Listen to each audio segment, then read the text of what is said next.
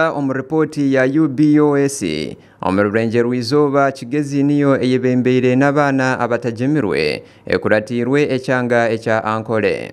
Serizo abantu tugeze okugambira abantu bageze okugumiza muno begesa abantu bareke kuzomba TBS ninga traditional band attendance ebyo bikari kiriho kare ahubwo tukatiteine buhereza burehehi n'abantu ati twongera obuhereza tukareta obuhereza bwatikahihi n'abantu burgombora hariho irwaro ry'omukazi akubaza kuzawukuri akazara. Dr. Atwine we yahamya ko mubazi gw'okujemesa endwara y'omushija nguti gwine kabikona hamagara g'omuntu. Tukareta omubazi ogw'okugema kyendeza turikuzibira muntu kurwara malaria tukuzibira mwana kurwara malaria konka nikushanga omubiru gwayetebekanise watunga malaria mwana yatunga malaria takurwara severe malaria erikuja kuva mutakitanda akaba kubininga akafu. So ekigenderero ky'okugemesa nikiyamba munonga okuzibira complication abantu tuferwa abana bengi. Esinjiro ni district eyebembeire n'abantu abatajemirwe abarukuhika kashanju 293 hakurataho ntungamo district eyine abana 1,193 abatajemirwe.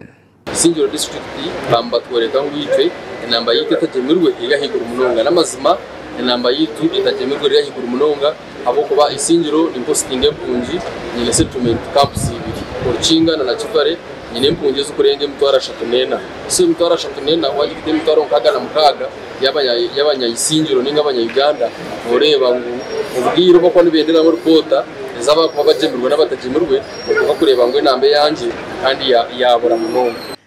Nshonga y'obuyonjo Dr. Atwine yajumirire nshonga y'oburofa nko kunaganaga kasasiro burahamwe kandi ntumanya ngo endware zikukira rwingi munonga nizitwata ninga ntuwara hakuja tweyonja abantu mtukinaga ebivera twayenda ebivera byona kokora bo matawuni agagona awushanga ebivera akasasiro bijwire ntwenanga abategeka abatwantugamba nabo bagacheyo bagache obushobozi bwabo bene barebe ngo n'ebintu ebibyo burofoma kagabantu byargaho bahigesibwa health inspectors bakora umurimo gwabo health educators bagumiza muri bakora umurimo gwabo twacendeza uburofoma makagaitu. Dr. Richard Mugahior, Assistant Commissioner Reproductive and Infant Health, yashoborora ngubwa hati Ministry y'ebyamagara neyenda ebicweka 9 ebyabakazi kuzarira omumarwariro kandi ebicweka 8 by'abana okufuna obujanjabi obwamangu. Our processes very strong, especially antenatal care. We want every pregnant woman to attend antenatal care, 4 or more antenatal visits. And our target is 90. I will tell you where we stand now. We are currently around 86. We need to get 90 and above. We need every mother to deliver in a health facility with the support of a skilled birth attendant.